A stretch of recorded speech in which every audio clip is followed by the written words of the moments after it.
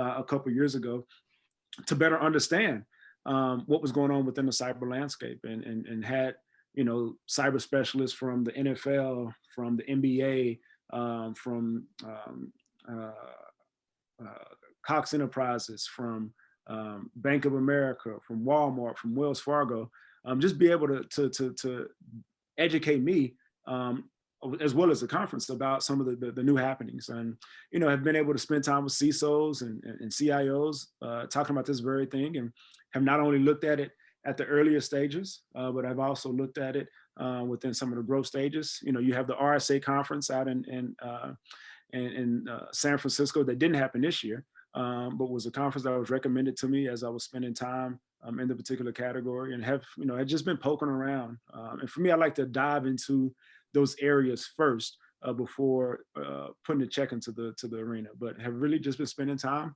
in cyber, and how we got connected. Dave was doing work for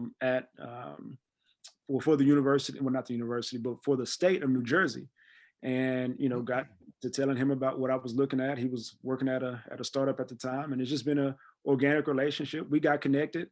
You're a cyber specialist, so I'm like, well, if this is a cyber specialist, everything I see in cyber, here's an expert that I can send my cyber deals to, and anything in security you look at, but you have a keen focus on cybersecurity. So it's been just this organic kind of exploration and curiosity into the sector, and haven't made any direct investments just yet, but have continued to spend a lot of time with folks in the industry.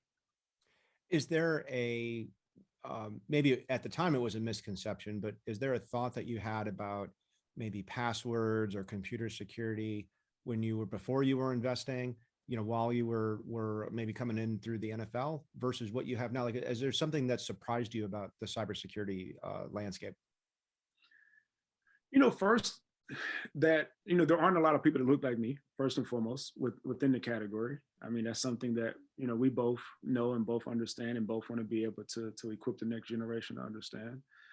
And that too is extremely old. Like, it's just a lot of older people. You don't see a lot of young people in this category.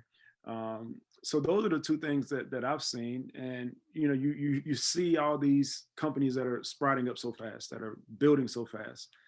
But are they building with cyber in mind? Are they building with a mindset to want to make sure that they're still secure? They're still able to grow into these huge conglomerates with protecting people's information at the end of the day. And for me, that's been something that I didn't know when I first started